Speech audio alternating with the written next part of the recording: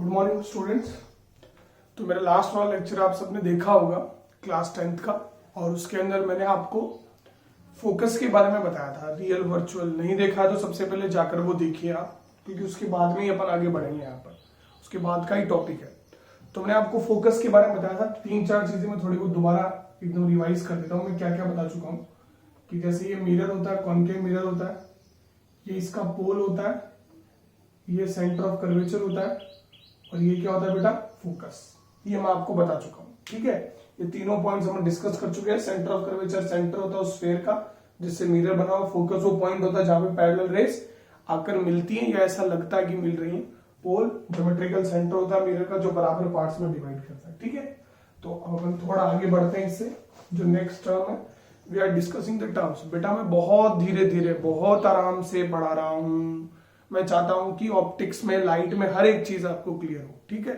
फिर अच्छे अच्छे क्वेश्चंस आपसे होंगे, सारे वीडियो आप देखेंगे। तो सबसे पहली चीज अब नेक्स्ट चीज आती है फोकल लेंथ। फोकल लेंथ क्या होती है, ठीक है। तो फोकल लेंथ बहुत आसान है। देखिए आप क्या चीज है, ये अपना कॉन्केव मिरर है। दोनों मिरर को हमेशा साथ लेके चलना है। ये पोल है, मैंने क्या बोला था, पोल वो जगह जहां से सारे डिस्टेंस मेजर होंगे, ओरिजिन एक तरह का। और ये फोकस है। फोकस क्या होता है, जहां पर पैरेलल रेस रिफ्लेक्शन के बाद क्या होती है बेटा, पास होती है। तो ये वाली जो डिस्टेंस होती है ना, this is known as focal length. समझ रहे, the distance between pole and focus. Focal length is what, बताइए मुझे क्या होता है। Distance between pole and focus. Pole और फोकस के बीच की जो डिस्टेंस है वो क्या कहलाती है बेटा, फोकल लेंथ। तो ये तो कॉन्केव में, साथ में कॉन्वेक्स भी पढ़ेंगे अपन। हर एक चीज को एक साथ पढ़ना है, तभी आपको अच्छा लगेगा। ये देखो, ठीक है। सॉरी, ये आपका पोल है और मान लीजिए ये आपका फोकस है, ठीक है। और कॉन्वेक्स में कैसे होता है, रे ऐसे आती है, पिछली वीडियो मैंने बताया, और इस तरह से चली जाती है। तो पीछे एक्सटेंड करते हैं, सॉरी यहां बना देते हैं। तो पीछे एक्सटेंड करते तो जहां रेज मिलती है पॉइंट, वो क्या कहलाता है, फोकस। समझ रहे हैं। तो ये वाली दूरी दोबारा क्या होगी बेटा, this is what, focal length. समझ रहे हैं। कॉन्केव में तो बिल्कुल सामने लाई करता है फोकस, और इसमें पीछे लाई करता है। ये फोकस रियल होता है, ये वर्चुअल होता है, आप सबको पता है, ठीक है बेटा। तो वेरी गुड। फोकल लेंथ क्या है समझ में आ गया सबको। सेंटर ऑफ कर्वेचर पता ही चल गया। रेडियस ऑफ कर्वेचर इससे पहले वाले वीडियो में बनाया था मैंने, है ना। सारी चीजें ये पोज करके लिख लिया होगा सबने। तो focal length is very clear, ठीक है। अब इसके बाद तीसरी चीज आती है मतलब नेक्स्ट जो चीज आती है वो आती है प्रिंसिपल एक्सिस। क्या आती है बेटा, प्रिंसिपल एक्सिस। हर एक टर्म को बहुत धीरे धीरे बता रहा हूं मैं, अलग अलग बता रहा हूं ताकि कोई कंफ्यूजन ना हो, हर एक चीज आपको क्लियर हो। क्योंकि जब न्यूमेरिकल करेंगे, है ना बेटा, खूब समय अपने पास, ये एम्पल अमाउंट ऑफ टाइम। तो जैसे ही अपना क्या है, कॉन्केव मिरर है, ये अपना पोल है, और ये अपना फोकस है, और ये अपना सेंटर ऑफ कर्वेचर है। यही तो होता है, पोल, फोकस, सेंटर ऑफ कर्वेचर। ये वाली दूरी फोकल लेंथ, ये वाली दूरी आप सबको पता। पीएफ बताओ, पीएफ क्या है। ऐसे हर एक चीज को याद करते जाओगे तो होगा फोकल लेंथ। Very good.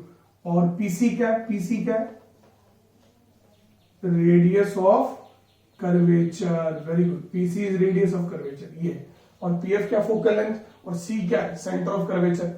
तो द लाइन जोइंग, ये जो लाइन बना रहा हूं ना मैं, ये देखो, ये वाली जो लाइन बना रहा हूं, ठीक है। Line joining centre of curvature, focus and pole is known as what, is known as what, principal axis. इसे अपन क्या कहते हैं, प्रिंसिपल एक्सिस कहते हैं। इसे ही प्रिंसिपल एक्सिस कहते हैं। तो कोई बोले प्रिंसिपल एक्सिस क्या होती है, तो प्रिंसिपल एक्सिस क्या होती है बेटा, line joining centre of curvature, focus and pole. तो मैं क्या लिखूंगा, line joining center of curvature, focus and pole is known as, उसे अपन क्या कहते हैं, principal axis. That is known as principal axis. समझ में आया। तो कोई पूछे आपको कि what is principal axis, तो line joining center of curvature, focus and pole is principal axis. ये तो कॉन्केव के लिए हो गया। अब कॉन्वेक्स के लिए बेटा दोनों मिरर को साथ लेके चलना है, तभी आपको समझ में आएगा। दोनों मिरर को ना, देखो ये मिरर है, ये कॉन्वेक्स मिरर है, इसका फोकस किधर लाई करता है, पीछे की तरफ। समझ रहे। और इसका सेंटर ऑफ कर्वेचर किधर ही लाई करता है, ये सेंटर होता है, तो सेंटर से इधर ही लाई करेगा, स्फीयर ऐसे बनेगा। और ये इसका पोल होता है। तो दोबारा ये जो लाइन ज्वाइनिंग जो है, किसको लाइन ज्वाइन कर रही है, फोकस, पोल और सेंटर ऑफ कर्वेचर को, इसे अपन क्या कहते हैं बेटा, प्रिंसिपल एक्सिस। समझ में आया? Again it is principal axis. ये जो चीज है बेटा क्या है, ये प्रिंसिपल एक्सिस। समझ रहे? तो बहुत आसान है, सारे टर्म पिछले वाले वीडियो आपने अच्छे से देखा होगा, तो ये सारे टर्म आपको धीरे धीरे कोरिलेट हो रहे होंगे। ठीक है, बहुत आराम से बताऊंगा बेटा, जितना आराम से हो सकता है, फिर इजी चीजें बताकर फिर टफ चीजों में जाएंगे। तो ये प्रिंसिपल एक्सिस हो गया। ठीक है, अब आइए, पोज करके लिख लिया होगा, है ना। अब देखिए नेक्स्ट जो है, नेक्स्ट जो चीज है बेटा, दैट इज प्रिंसिपल एक्सिस हो गया। अब नेक्स्ट चीज आती है अपर्चर। अपर्चर है ना, अब समझना अपर्चर क्या होता है बेटा। अपर्चर कई बार आपके पास आएगा और कई बच्चे कंफ्यूज होते हैं इसमें। देखो अपर्चर क्या होता है, समझना। जैसे आपका मिरर होता है, ये आपका मिरर, समझ रहे हैं, और ये मिरर है, तो मिरर भाई ये मिरर हो गया, समझना। कहते क्या है इसको, देखो इसको आपको बुक्स वगैरह में लिखा हुआ मिलेगा कि diameter of mirror, diameter of mirror is known as aperture, ऐसे कहते हैं। ठीक है ना, कई जगह बहुत सारी चीजें हैं अपर्चर से लिंक है, जो आप कंफ्यूज होते हैं कई बच्चे। तो ये आया और ये आया, ये कौन सा मिरर है, कॉन्वेक्स। दोनों मिरर को साथ लेके चलना है, एक हाथ कॉनकेव एक हाथ कॉन्वेक्स, दोनों मिरर को साथ लेके चलना है, तभी आप कंफ्यूज नहीं होंगे, तभी आपके अंदर कॉन्फिडेंस आएगा अच्छे से पढ़ने का। ठीक है बेटा, तो ये एक मिरर है, ये एक मिरर है। अब देखो ये ए मान लो इसका पॉइंट है और बी इसका ये वाला एंड पॉइंट है, समझ रहे हो, यहाँ ए और ये बी। ठीक है, तो ये ए और बी ये दो एंड पॉइंट है, समझ रहे हैं, दोनों एंड पॉइंट है। अब ये जो डिस्टेंस होती है ना ए और बी के बीच में, आप समझना ये वाली distance, this is the distance, ये वाली डिस्टेंस, ये वाली डिस्टेंस, समझ रहे हैं। ए और बी के बीच की ये वाली जो डिस्टेंस होती है, ए और बी के बीच में, ए और बी के बीच में ये वाली जो डिस्टेंस होती है, समझ रहे हो, है ना। It is known as aperture. इसे क्या कहते हैं अपन, अपर्चर कहते हैं। ये A B is what, aperture. Aperture, इसको डायमीटर इसीलिए कहा क्योंकि देखो ये डायरेक्ट हो गया यहाँ पर, जैसे ये मिरर है आपका, तो ये पॉइंट ए और ये पॉइंट बी है, तो ये वाली जो डिस्टेंस है it is known as aperture. इसे क्या कहते हैं, अपर्चर। और जब भी अपन फिजिक्स में स्टडी करेंगे ना, है ना, we always take, important point क्या है, वी ऑलवेज टेक, अपन हमेशा, we always take small aperture, हमेशा अपर्चर, स्मॉल अपर्चर मिरर लेते हैं।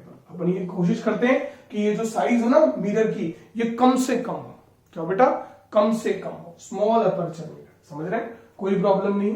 तो this is known as aperture, इसे अपर्चर कहते हैं, APRATUR, है ना, सारे बच्चे अच्छे से लिख लेंगे। तो ये कुछ टर्म्स थे जो मैंने आपको बताए, है ना बेटा, जैसे radius of curvature, centre of curvature, सारी चीजें आपको बताई। फोकस के बारे में अपन ने डिस्कस किया, ठीक है ना। तो अब सारी चीजें अपन ने डिस्कस की, ठीक है बेटा। तो अब अपन थोड़ा बहुत आगे बढ़ते हैं, अब आते हैं इमेज फॉर्मेशन पर, है ना। मिरर के बारे में तो अपने को पता चल गया, मिरर के बारे में कौन सी चीज क्या है, ठीक है। जैसे सम करने के लिए मैं आपको सारी चीजें दोबारा बता दूं एक बार, है ना, सिर्फ कॉनकेव के लिए बता देता हूं एक बार, ताकि आपको दोबारा बतानी है, ठीक है। ये चीज क्या है मुझे बताइए, पोल, समझ रहे हैं, वेरी गुड, है ना। और बिल्कुल ये एक लाइन खींच रहे हैं अपन, और ये फोकस है, मान लीजिए ये चीज क्या है बेटा, फोकस, ये क्या है, फोकस। ये वाला पॉइंट क्या है, फोकस। ये वाला पॉइंट क्या है, सेंटर ऑफ कर्वेचर। सारे पॉइंट आपको क्लियर हो जाने चाहिए, कर्वेचर, वेरी गुड, है ना। और ये वाली जो लाइन है, ये लाइन क्या है बेटा, प्रिंसिपल एक्सिस, वेरी गुड, समझ रहे हैं, ठीक है। Principal axis, focus, centre of curvature, और ये मान लो P है और ये Q है, तो P और Q के बीच की डायरेक्ट दूरी क्या है बेटा, अपर्चर। क्या है बेटा, aperture, it is known as aperture, ठीक है बेटा।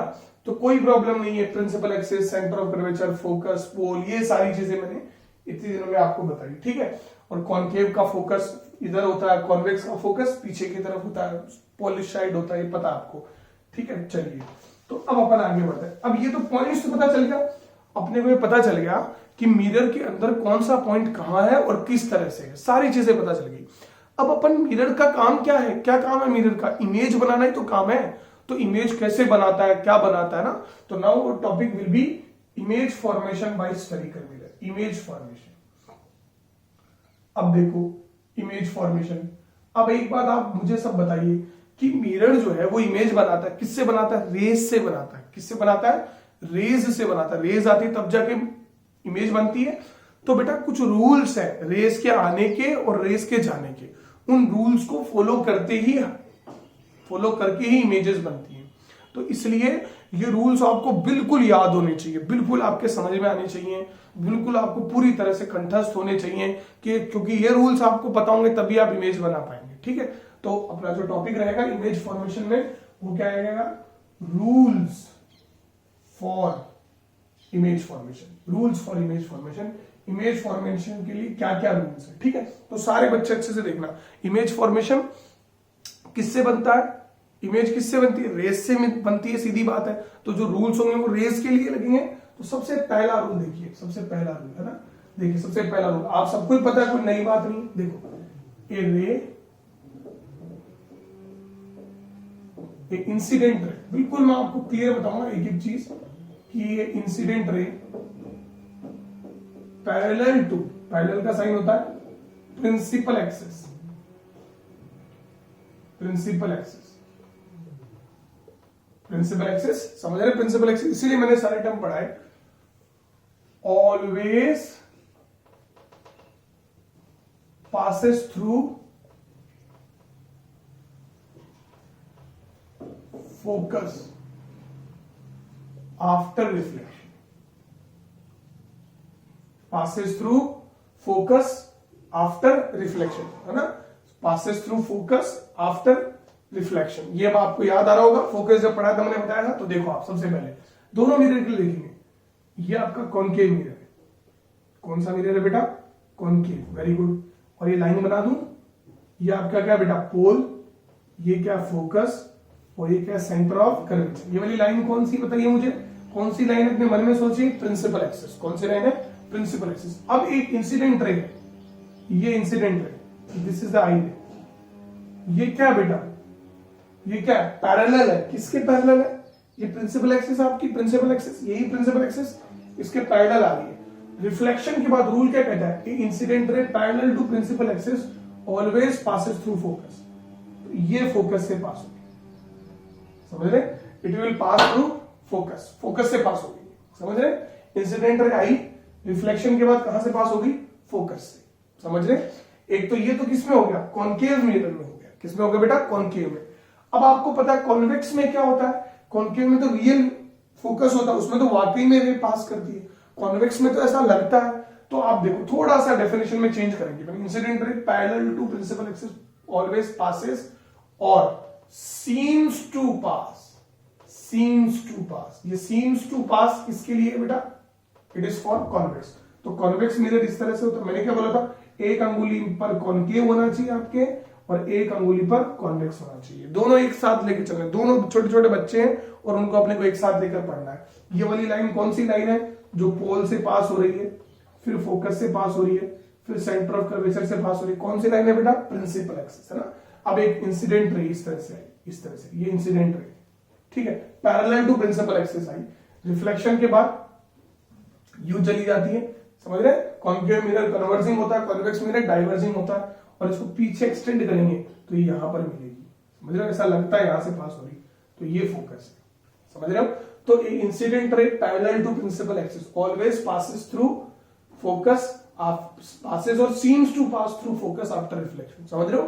क्योंकि रेस को पढ़ना बहुत जरूरी बेटा, क्योंकि इमेज जो बनेगी वो किससे बनेगी, रिफ्लेक्टेड रेस की मीटिंग से तो बनती है, जब रिफ्लेक्टेड रेस मिलेंगी तभी तो बनेगा, तो इसलिए इनको पढ़ना बहुत जरूरी है, ठीक है। तो ये पहला रूल था, है ना, पहला रूल था, आपको एग्जाम में भी आता है कि write down the rules for image formation, any 3 rules, any 4 rules, तो आपने लिख सकते हैं, सारे के सारे बच्चे स्क्रीन पोस्ट करके, वेरी गुड, सबने लिख लिया होगा, ठीक है बेटा। अब देखो आप, है ना, अब देखो आज सारे के सारे रूल्स अपन डिफाइन करेंगे, ठीक है बेटा, देखना, है ना। अब देखो आप दूसरा रूल क्या है, जस्ट उल्टा है इसका, जस्ट उल्टा रूल, ए इंसिडेंट रे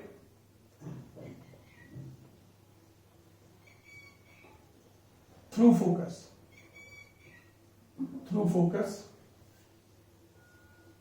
passes parallel to principal axis after reflection के बाद क्या होता है बेटा, प्रिंसिपल एक्सिस के पैरेलल पास करती है, a incident ray through focus passes parallel to principal axis after reflection, मतलब जस्ट उल्टा, जस्ट अपोजिट हो जाएगा। ठीक है, कि अभी क्या देखा अपन ने कि कोई रे पैरेलल आ रही है, तो रिफ्लेक्शन के बाद कहां से पास हो रही है? फोकस से।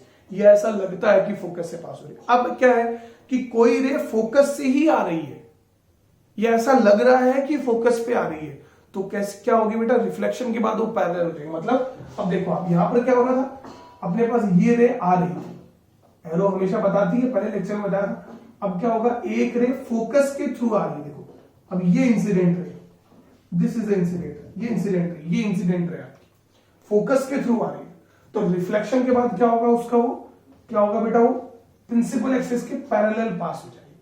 अगर कोई भी रे फोकस से आ रही है तो रिफ्लेक्शन के बाद क्या हो जाएगी बेटा? प्रिंसिपल एक्सिस के पैरेलल हो जाएगी। ये फर्स्ट वाले रूल का जस्ट उल्टा है कि अगर पैरेलल आई तो फोकस से पास होगी और फोकस से आई तो पैरेलल पास हो जाएगी। समझ रहे हैं? अब देखो इसमें भी देखो, इसमें क्या होगा, इसमें तो वाकई में आ रही है, कॉन्केव में हमेशा वाकई में होगा जो होगा, है ना, एक दो केस, एक केस को छोड़ के। और कॉन्वेक्स में क्या होगा, हमेशा लगेगा, तो क्योंकि वर्चुअल इमेज बनाता है, ये बताएंगे आपको। तो ये जैसे ही है, अब इस तरह से, इस तरह से, समझ रहे? ऐसा लग रहा है कि ये ऐसे आ रही है, रे आ रही है, और रिफ्लेक्शन के बाद कहां से पास हो जाएगी, कैसे पास हो जाएगी? ये parallel to principal axis pass हो जाएगी। ऐसा लगेगा कि इंसिडेंट रे ऐसे आ रही है, परंतु रिफ्लेक्शन के बाद कैसे पास हो जाएगी? Parallel to principal axis pass हो जाएगी। समझ रहे हैं? तो इस तरह का ये लगेगा। समझ रहे हैं? तो ये दूसरा नियम है। कौन सा नियम है? दूसरा। और दूसरा नियम क्या है बेटा? जस्ट उल्टा है। किसका? जस्ट उल्टा है। किसका बेटा? कौन से रूल का जस्ट उल्टा है? फर्स्ट रूल का। ठीक है, सारे बच्चों ने लिख लिया होगा। अब आते हैं थर्ड रूल पे। कौन से रूल पे? थर्ड रूल पे। ठीक है, थर्ड देखो, थर्ड रूल लिखना है ना। तो सारे रूल अपने को पता होने चाहिए तभी, क्योंकि अपने को ये पता होगा ना बेटा, रेस कैसे आ रही है, फिर कैसे जा रही है, फिर उनको मिलाकर ही तो अपन इमेज बनाते हैं, उन्हीं को मिलाकर ही अपन इमेज बनाते हैं। ठीक है, फिर अभी इसके बाद मैं आपको बताऊंगा कि इमेज ऑब्जेक्ट कितने तरह के होते हैं, है ना, इमेज कितनी तरह की होती है, ऑब्जेक्ट कितनी तरह की होती है। ठीक है, ये सारी चीजें बताएंगे आपको। ठीक है, तो थर्ड। अब थर्ड देखिए, थर्ड में क्या है ना, समझना। थर्ड में देखना बेटा, पहले मैं आपको डायग्राम से समझा दूं, थ्योरी लिख देता हूं, तो कई बच्चे फिर थ्योरी बाद में लिख देंगे, समझ के अपन रूल लिख देंगे। ये पॉइंट क्या है बेटा? पोल। Very good. और ये एक लाइन बना दी, ये प्रिंसिपल एक्सिस है, ये फोकस है, और ये सेंटर ऑफ कर्वेचर है। ठीक है, ये लाइन कौन सी लाइन है? प्रिंसिपल एक्सिस है। कौन सी है? प्रिंसिपल एक्सिस है। ठीक बेटा, उधर अपने काम नहीं आती इसलिए नहीं बनाते। इसका तो ये नहीं कि पीछे नहीं जाती, पीछे भी जाती है, काम आती नहीं इसलिए नहीं बनाता। ठीक है, और क्योंकि मुझे उधर कॉन्वेक्स बनाना होता है। ये अपना कौन सा मिरर है बेटा? Convex mirror. समझ लो, रेज हमेशा रिफ्लेक्टिंग साइड से आएंगी, इधर से थोड़ी रेज आएंगी, नहीं आएंगी, इसमें इधर से थोड़ी रेज आएंगी, नहीं आएंगी, क्योंकि पॉलिश है इधर से, है ना। और ये अपना आपका ये पोल है, फोकस है, और ये सॉरी और ये अपना फोकस और ये पोल और ये सेंटर ऑफ कर्वेचर है। ठीक है, अब अपना रूल नंबर 3 क्या है? देखो, कोई भी रे मान लो कि क्या है बेटा? पोल पर इंसिडेंट। अब इसको समझना, बहुत अच्छी सी बात समझना, मैंने आपको बताया था, है ना। तो जैसे आपको मैंने बताया था, जैसे कोई भी सर्कल होता है ना, और उस सर्कल का पार्ट कौन होता है? मिरर। मिरर क्या होता है? उस किसी भी सर्कल का पार्ट होता है, किसी भी स्फीयर का पार्ट होता है।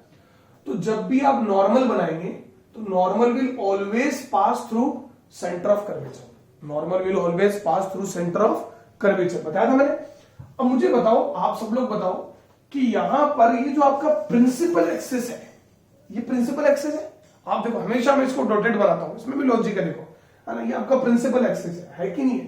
अब प्रिंसिपल एक्सिस भी किससे पास हो रहा है? ये एक तरह से आपने बनाया है ऑन द मिरर, इसे बनाया। ये प्रिंसिपल एक्सिस इसी तरह, ये प्रिंसिपल एक्सिस जैसे ही नजर आ रहा है आपको। ये प्रिंसिपल एक्सिस किससे पास हो रहा है? सेंटर ऑफ कर्वेचर से। समझ रहे बेटा? एक तो होता है रूल्स को याद करना, बड़े याद कर लेना, उससे कोई सेंस नहीं निकलता। समझने से ही मजा आएगा, समझने से ही सारी चीज क्लियर होंगी। तो मुझे बताओ, ये प्रिंसिपल एक्सिस आपकी, दिस इज पी। अब इस वाली रे, इस वाली डायग्राम, ये वाला लाइन और इस वाली लाइन में क्या फर्क है? कि दोनों के दोनों सेंटर ऑफ कर्वेचर से पास हो रहे हैं। मतलब जिस मिरर जिस स्फीयर का पार्ट है, उस स्फीयर के सेंटर से पास हो रहे हैं, और उस स्फीयर के सेंटर से कौन पास होता है? नॉर्मल। कौन पास होता है? नॉर्मल पास होता है। तो मतलब एक्चुअल में, आप मेरी बात समझिए, एक्चुअल में क्या है, बहुत इंपॉर्टेंट बात है कि principal axis is also a normal to mirror. बहुत इंपॉर्टेंट बात है कि प्रिंसिपल एक्सिस, आप एक लाइन तो है जो पोल, फोकस और सेंटर ऑफ कर्वेचर को आपस में ज्वाइन करती है, उसके साथ साथ प्रिंसिपल एक्सिस क्या बेटा, एक नॉर्मल भी है मिरर के। क्यों? क्योंकि normal drawn to a mirror always passes through centre of curvature. ये मैंने अपने पिछले लेक्चर में आपको बहुत अच्छे से बताया था, जब मैं आपको सेंटर ऑफ कर्वेचर के बारे में बता रहा था, समझ लो। तो आपकी प्रिंसिपल एक्सिस भी क्या, it is a type of a normal, ये नॉर्मल है। तो आप देखो, ये आपकी इंसिडेंट रे, आई रे, समझना। और ये आपका क्या बेटा, एंगल ऑफ इंसिडेंस, समझ लो, क्योंकि नॉर्मल के साथ जो इंसिडेंट रे बनाती है उसे अपन एंगल ऑफ इंसिडेंस कहते हैं। तो ये आपका एंगल ऑफ इंसिडेंस है। अब रिफ्लेक्टेड रे कैसे पास होगी, ऊपर से ऐसे पास होगी? नहीं, ऊपर से पास होगी तो एंगल ऑफ रिफ्लेक्शन ज्यादा हो जाएगा। तो रिफ्लेक्टेड रे कहां से पास होगी, बिल्कुल प्रिंसिपल एक्सिस के नीचे से, प्रिंसिपल एक्सिस के डाउन से नीचे पास हो जाएगी। ऊपर से कर रही है तो नीचे पास हो, और नीचे से आती तो ऊपर से पास हो जाती। तो ये वाली रे, ये वाला एंगल क्या होता है, आर। अब आपको पता है एंगल ऑफ इंसिडेंस किसके बराबर होता है, एंगल ऑफ रिफ्लेक्शन की, समझ रहे? तो इसमें हुआ क्या, आप समझ रहा, हुआ क्या इसके अंदर कि a ray incident at pole passes symmetrically about principal axis, समझ रहे हो? अगर अब ऊपर से आ रही है तो नीचे से पास हो जाएगी, और नीचे से आ रही है तो ऊपर से पास हो। सिमेट्रिकली क्यों? क्योंकि जितने एंगल ये होता है उतना ही एंगल ये होता है, angle of incidence equal to angle of reflection, है ना, लॉज ऑफ रिफ्लेक्शन। तो इसलिए इसको सिमेट्रिकल बोला गया। सिमेट्रिकल क्यों? क्योंकि दोनों एंगल बराबर है, मतलब ये दोनों जो है ये दोनों सिमेट्रिकल है। ऐसे ये बीच में एक स्ट्रेट रे, और ये दोनों, मान लो ये कम करोगे तो ये भी कम हो जाएगा, ये ज्यादा करोगे तो ये भी ज्यादा हो जाएगा, समझ रहे हो? एक बार ये इंसिडेंट है तो ये रिफ्लेक्टेड है, ये इंसिडेंट है तो ये रिफ्लेक्टेड है, समझ रहे? तो ये चीज है। और क्यों ऐसा क्यों है? क्योंकि आपकी जो प्रिंसिपल एक्सिस है that is what, that is a short of normal. Short of क्या, नॉर्मल ही है, समझ रहे? ठीक है, बहुत अच्छी कॉन्सेप्ट है। ठीक है, अब ऐसे ही इसमें पास करोगे, ये आपका है, तो ये क्या बेटा आपका इंसिडेंट रे। अब रिफ्लेक्टेड रे कहां से जाएगी, नीचे से जाएगी, तभी तो angle of incidence is equal to angle of reflection होगा, समझ रहे? तो ये तीसरा नियम जो है ना कि क्या बेटा, a ray incident on pole passes symmetrically about principal axis. Principal axis के सिमेट्रिकली पास होती है, अबव आती है तो नीचे से आती है, और नीचे आती है तो, और ये वाला पॉइंट बहुत इंपॉर्टेंट है कि principal axis is also a normal to mirror, समझ रहे हैं? तो सारे के सारे बच्चे जो है इसको अपनी कॉपी में उतार लेंगे। बहुत ही इंपॉर्टेंट रूल है, तीसरा रूल बहुत ही इंपॉर्टेंट रूल है बेटा, वेरी गुड, बहुत अच्छी बात है ना? सारे बच्चे समझ रहे होंगे, बहुत आराम से समझना बेटा, हर एक चीज को, हर एक कॉन्सेप्ट को दिमाग में बिठाना है, कुछ नहीं करना बस, है ना? क्यों होता है, कैसे होता है, इसका जवाब जरूर होना चाहिए आपके पास, चाहे आप रूल्स पढ़ रहे हो चाहे कुछ भी पढ़ रहे हो। कोई भी रूल बना तो किसी न किसी चीज पे तो बना होगा ना बेटा, तो वो कुछ भी पढ़ रहे हो आप, you are studying any of the thing. तो रूल्स फॉर फॉर्मेशन, तो ये आ गया नंबर 3 रूल। अब आता है नंबर 4 रूल, ठीक है? नंबर 4 रूल देखना बेटा आप, है ना? नंबर 4 रूल देखना। अभी देखना बेटा, ये आपका मिरर है, कौन सा मिरर है, कॉनकेव। और जब कॉनकेव मिरर को पढ़ेंगे तो कॉन्वेक्स को भी पढ़ेंगे, क्योंकि दोनों को साथ लेके चलना है, दोनों छोटे छोटे बच्चे हैं अभी, है ना आप लोगों के। फिर ये धीरे धीरे बड़े हो जाएंगे मतलब जब आप इनको समझ जाओगे। अभी तो आप इनके बारे में बहुत कम बातें जानते हो, पहले क्या जाना कि कौन कौन सा पॉइंट क्या क्या होता है, फिर उसके बाद जाना जब रे आती है तो कैसे जाती है, कैसे आती है, कैसे जाती है। 3 के बारे में जानना, 4 के बारे में आपको पता है, ये इसका पोल है, ये इसका फोकस है, और ये इसका सेंटर ऑफ कर्वेचर। अब देखना, अब ये बहुत इंपॉर्टेंट रूल है बेटा, और ये रूल कई बार 1 नंबर में अकेला भी पूछा जाता है, कई बार 1 नंबर में 1 मार्क्स में अकेला भी पूछा जाता है। 4 रूल्स तो आपको पूछते ही है ना, 3 नंबर में, 2 नंबर में, और ये वाला रूल अकेला भी पूछा जाता है कि इसी रूल के बारे में पूछा जाता है। देखो क्या है, अब अपन ने क्या पढ़ा था कि एक रे पैरेलल आई तो फोकस से पास होगी, फोकस से आई, फोकस से ही इंसिडेंट रे पास हो रही है तो पैरेलल हो जाती, रिफ्लेक्टेड। अब मान लो incident ray passes through centre of curvature, ये आपका सेंटर ऑफ कर्वेचर है ना, आप समझ रहे, सेंटर ऑफ कर्वेचर है ना, और आपकी रे is incident ray passes through centre of curvature. Incident ray जो है वो सेंटर ऑफ कर्वेचर से ही पास हो रही है, समझ लो? तो ये एक लाइन है, अब आप इसको लाइन सोचो, एक लाइन है जो सेंटर ऑफ कर्वेचर से ही पास हो रही है, समझ रहे? इंसिडेंट रे, आपकी इंसिडेंट रे आई रे is incident through centre of curvature, centre of curvature के थ्रू इंसिडेंट। अब आप एक बात सोचो, अब आप ये आपकी रिफ्लेक्ट इंसिडेंट रे, तो इंसिडेंट रे को समझाने के लिए, रिफ्लेक्टेड रे बनाने के लिए आपको नॉर्मल बनाना पड़ेगा। तो आप इस पॉइंट पर नॉर्मल बनाएंगे जहां पर क्या लाई कर रहा है आपका इंसिडेंट रे। तो आप अगर आप समझना, मैंने आपको बताया ना अभी अभी जस्ट इससे पहले मैंने बताया था कि आप ये जैसे मिरर है आपका और ये आपका सेंटर है, तो नॉर्मल अगर आप बनाते हैं तो normal always passes through what, centre of curvature, normal centre of curvature. तो अगर आप नॉर्मल भी बनाएंगे, मान लो नॉर्मल बनाएंगे, नॉर्मल इधर बना हुआ तो रे, ये नॉर्मल आपका, दिस इज द नॉर्मल, ये नॉर्मल आप अब नॉर्मल बनाएंगे तो नॉर्मल भी सेंटर ऑफ कर्वेचर से पास करेगा।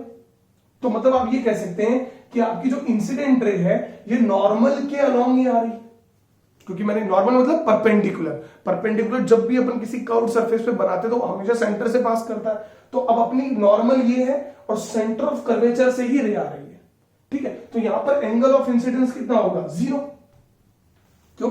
क्योंकि नॉर्मल समझ, नॉर्मल इस पॉइंट पे नॉर्मल ये है, इस पॉइंट पे नॉर्मल ये है, इस पॉइंट पे नॉर्मल, अलग अलग पॉइंट पे नॉर्मल अलग अलग है। तो यहां पर जो नॉर्मल बनाएंगे, क्योंकि इस पॉइंट पे इंसिडेंट पे इंसिडेंट है तो नॉर्मल बनाएंगे, तो यहां से नॉर्मल बनाएंगे। जैसे पिछले वाले केस में कहां इंसिडेंट थी, पोल पे इंसिडेंट थी, तो पोल पे नॉर्मल बनाया था तो वो सेंटर ऑफ कर्वेचर से पास हो रहा था। अब यहाँ ये इस पॉइंट पर इंसिडेंट है तो इस पॉइंट पर नॉर्मल बनाएंगे, जिस पॉइंट पर इंसिडेंट होती है उस पॉइंट पर नॉर्मल बनाते हैं, और वो नॉर्मल हमेशा कहां से पास करता है, सेंटर ऑफ कर्वेचर से। तो अब ये जो नॉर्मल है आपका, ये सेंटर ऑफ कर्वेचर से पास कर रहा है, समझ रहे हो? तो एंगल ऑफ इंसिडेंस कितना हो गया, 0। तो एंगल ऑफ रिफ्लेक्शन भी कितना होगा बेटा, 0। यही तो होता है, क्योंकि angle of incidence is equal to angle of reflection. तो इंसिडेंट रे ऐसी आई, अब एंगल ऑफ रिफ्लेक्शन भी 0 है, तो रिफ्लेक्टेड रे भी ऐसी ही जाएगी, समझ रहे? याद है तुमको प्लेन मिरर में मैंने तुमको बताया था नॉर्मल इंसिडेंस का केस, कि कोई रे अगर ऐसे आ जाए, इस तरह से आ जाए, नॉर्मली आ जाए, ठीक है, अगर कोई रे ऐसे आती है तो ऐसे चली जाती है, ये बात तो आपको क्लियर है। अब मान लो, और क्योंकि ये नॉर्मल होता है, दिस इज द नॉर्मल, तो angle of incidence angle of, जो पिछले केस में हुआ। अब मान लो कोई रे ऐसे ही आ जाए तो क्या होगा, इसी तरह वापस चली जाएगी, समझ रहे? तो इसके लिए नॉर्मल ये है जो सेंटर से पास करता हूं। तो इस केस को अपन कौन सा केस कहते हैं, नॉर्मल इंसिडेंस। मैंने 2 तरह के इंसिडेंस बताए थे सबसे पहले लेक्चर में, नॉर्मल इंसिडेंस, तो ये एक तरह का कौन सा केस हो गया, नॉर्मल इंसिडेंस, समझ रहे? नॉर्मल इंसिडेंस क्लियर हो गया। ये किस में हो गया बेटा, कॉनकेव मिरर में, ठीक है। अब अपन आगे बढ़ते हैं, अब अपना अगला जो है, क्योंकि अपने को जो कॉनकेव के लिए पढ़ना है वो कॉन्वेक्स के लिए भी पढ़ना है। कॉन्वेक्स का फोकस इधर होता है और कॉन्वेक्स का सेंटर ऑफ कर्वेचर इधर होता है बेटा, क्योंकि ये इस तरह से है तो इसका सेंटर इधर होगा। अब इसमें तो सेंटर ऑफ कर्वेचर से तो रे आ ही नहीं सकती, क्योंकि इधर आप रे लाओगे तो भी कोई मतलब नहीं है, पॉलिश्ड है। तो इसमें तो हमेशा क्या होता है, लगता है। कॉन्वेक्स मिरर में हमेशा क्या होता है बेटा, आप मुझे बताइए, कि लगता है कि रे कहां से आ रही है, सेंटर ऑफ कर्वेचर। मान लीजिए ये रे और ये ऐसे लग रहा है कि सेंटर ऑफ कर्वेचर पे आ, ठीक है, तो आप देखो सेंटर ऑफ कर्वेचर पे आ रही है तो ऐसे नॉर्मल बनाओगे आप, नॉर्मल भी यही बनेगा, तो ये आपका वापस भी इंसिडेंट रे भी यही होगी और रिफ्लेक्टेड रे भी यही होगी, ठीक है। ये भी केस कैसा हो जाएगा, नॉर्मल इंसिडेंस का। तो मैं क्या कह सकता हूं, मेरा जो चौथा रूल है क्या है, कि इफ ए रे, इफ इंसिडेंट रे